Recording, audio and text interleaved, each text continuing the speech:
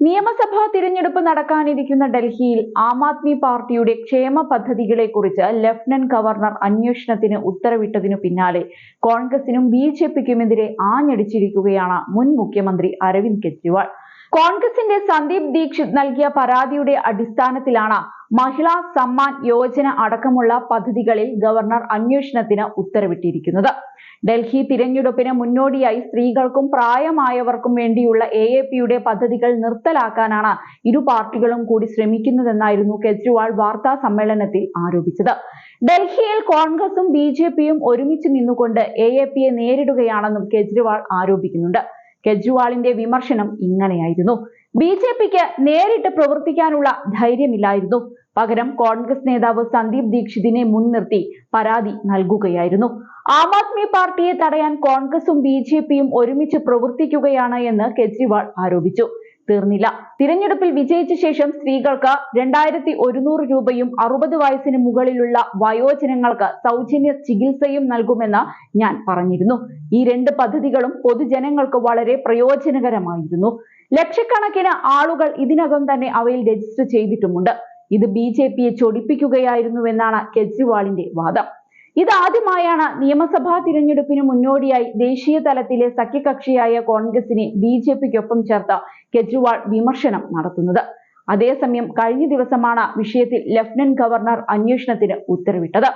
യോഗ്യരായ വനിതാ വോട്ടർമാർക്ക് 2100 രൂപ നൽകുമെന്ന AAPയുടെ പ്രഖ്യാപനത്തിനു പുറമെ ഡൽഹിയിലെ കോൺഗ്രസ് സ്ഥാനാർത്ഥികളുടെ വസതികളിൽ പഞ്ചാബിൽ നിന്നുള്ള ഇന്റലിജൻസ് ഉദ്യോഗസ്ഥർ പ്രവർത്തിക്കുന്നതായുള്ള ആരോപണവും തിരഞ്ഞെടുപ്പിന് മുന്നോടിയായി പഞ്ചാബിൽ നിന്ന് ഡൽഹിയിലേക്ക് പണം കൈമാറ്റം ചെയ്യപ്പെട്ടതായി ഉയരുന്ന ആക്ഷേപവുമാണ് ഗവർണർ അന്വേഷണം ഉത്തരവിടാനുള്ള കാരണം.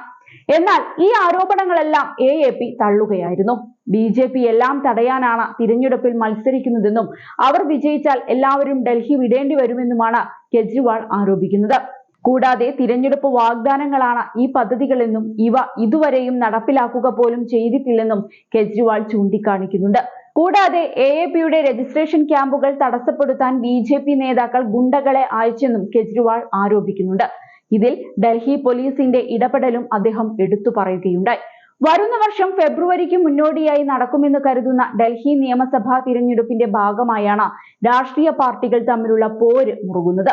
അതേസമയം പ്രതിപക്ഷ മുന്നണിയായ ഇന്ത്യ ബ്ലോക്കിൽ നിന്ന് കോൺഗ്രസിനെ പുറത്താക്കാൻ ആം ആദ്മി പാർട്ടി വലിയ നീക്കം തന്നെയാണ് നടത്തിവരുന്നത്.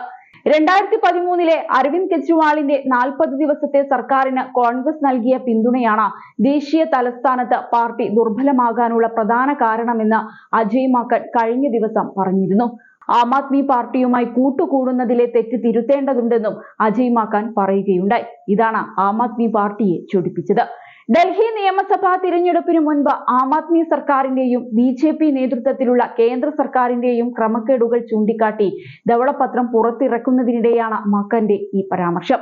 2013 BJPക്ക് 32 സീറ്റും ആം ആദ്മിക്ക് 28 സീറ്റുമാണ് ലഭിച്ചത്. 8 സീറ്റ് ലഭിച്ച കോൺഗ്രസ് അന്ന് ആപ്പിന് പിന്തുണ പ്രഖ്യാപിച്ചു. ഇതോടെ കെജ്രിവാൾ സർക്കാർ അധികാരത്തിലെത്തി. എന്നാൽ കോൺഗ്രസ് AAP ബന്ധം 49 ദിവസം മാത്രമാണ് നീണ്ടുനിന്നത്. 2015 നിയമസഭാ തിരഞ്ഞെടുപ്പിൽ AAP 70-ൽ 67 സീറ്റുകൾ നേടിയപ്പോൾ BJP വെറും 3 സീറ്റിൽ ഒതുങ്ങി. ഈ നിയമസഭാ തിരഞ്ഞെടുപ്പിൽ കോൺഗ്രസ് കനത്ത തിരിച്ചടി നേരിടുക തന്നെ ചെയ്തു.